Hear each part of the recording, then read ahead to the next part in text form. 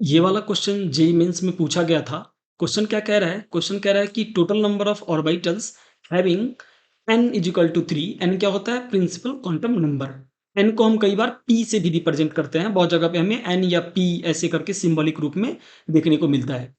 And l azimuthal quantum number जो है 1 है। तो हमें पूछा है कि ऑर्बिटल्स इसमें कितने होंगे, ये बता देना है हमें। तो क्वेश्चन जो है वो एकदम सिंपल सा क्वेश्चन है। अगर हमें जो रिलेशनशिप है, जो प्रिंसिपल क्वांटम नंबर और एजीमुथल क्वांटम नंबर के बीच रिलेशनशिप है, एजीमुथल और मैग्नेटिक के बीच जो रिलेशनशिप है, वो अगर हमें मालूम है, तो ये क्वेश्चन जो है वो एक ईज़ी सा क्वेश्चन है।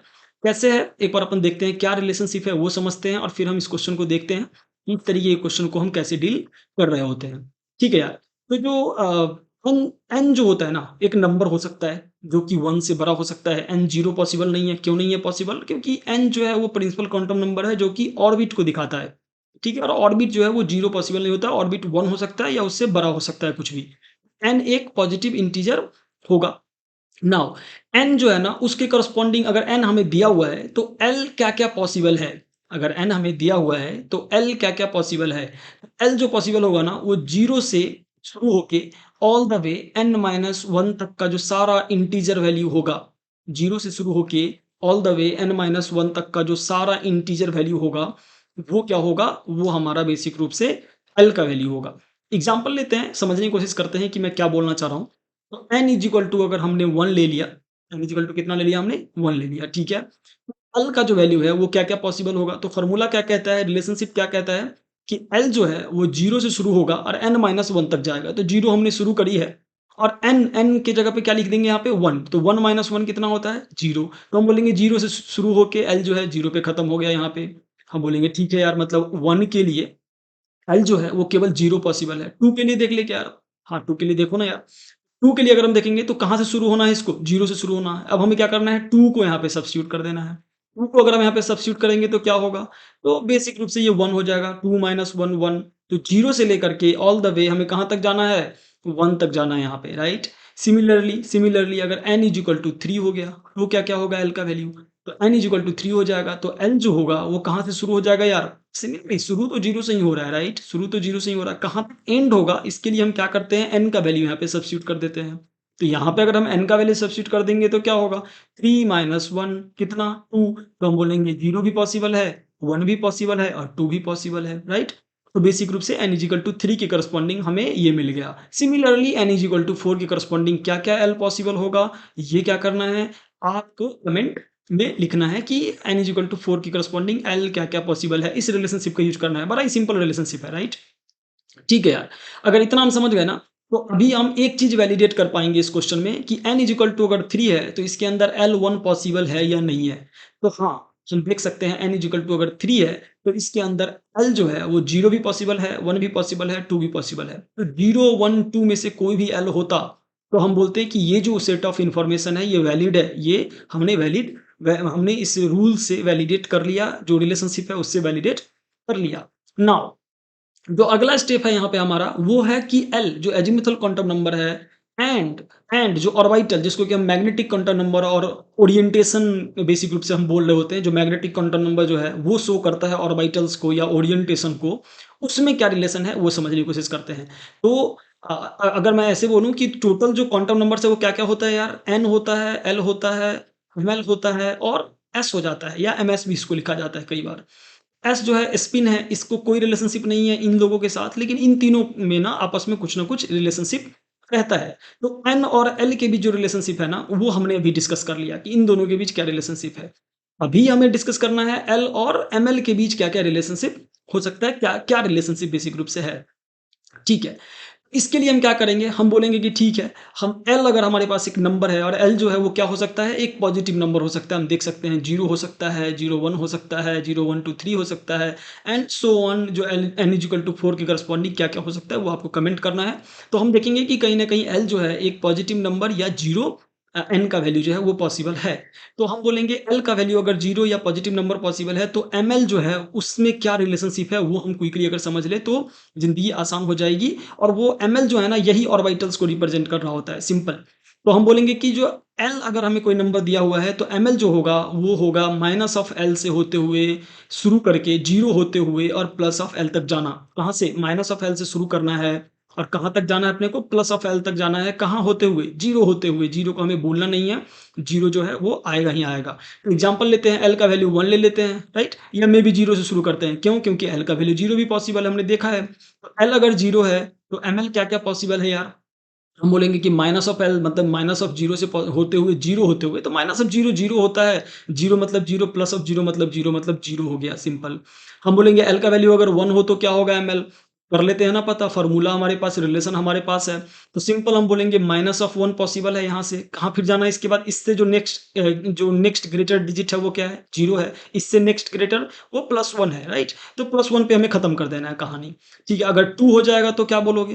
तो 2 हो जाएगा तो हम बोल देंगे कि यार माइनस ऑफ बेसिक रूप से 2 से शुरू होगा। कैसे भाई? कहाँ से शुरू हुआ वो हमने यहाँ पे रूल में बताया है, रिलेशनशिप में बताया है। माइनस ऑफ 1 पे जाएगा, 0 पे जाएगा, प्लस 1 पे जाएगा और प्लस 2 पे जाएगा। फिर कहानी यहाँ पे रुक जाएगा। क्यों? क्योंकि वैलिडेशन जो है यहीं तक, रूल जो है यहीं तक अलाउ कर रहा है। नाउ अब अगर हमने ये देख लिया तो अभी हमें अब ये समझना है कि क्वेश्चन क्या पूछ रहा है, क्वेश्चन में बताना क्या है एक्चुअली।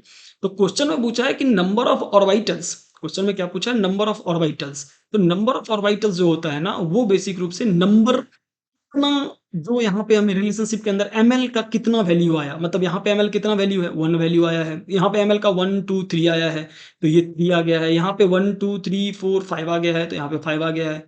एल अगर 1 है, एल अगर 1 है तो एम एल का जो वैल्यू है ना वो बेसिक रूप से क्या आ जाएगा? वो आ जाएगा 3। सिंपल। तो हमारा आंसर आ गया, एन इज इक्वल टू 3 है और एल इज इक्वल टू 1 है।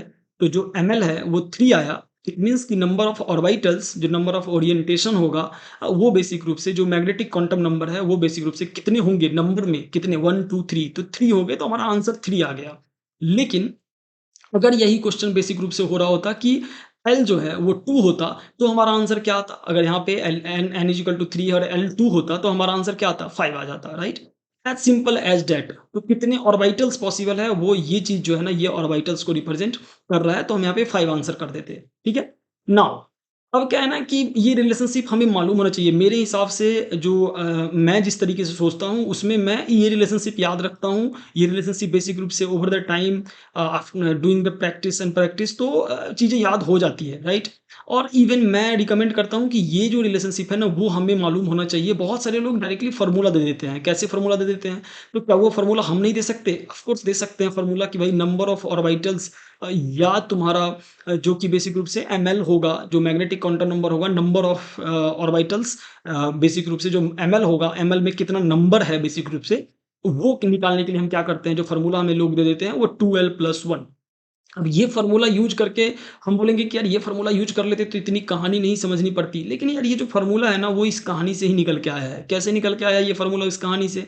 तो देखते हैं यार, देखो हम 2 से शुरू करते हैं। तो 2 अगर हमने एल को लिया, 2 लिया तो हम बोलेंगे 2 नेगेटिव नंबर में आएगा, राइट? और 2 पॉजिटिव नंबर में आएगा। मतलब 2 का क्या मतलब है कि -2 -1 आ जाएगा नेगेटिव नंबर में और जितना इधर आया है उतना ही पॉजिटिव में आएगा, राइट?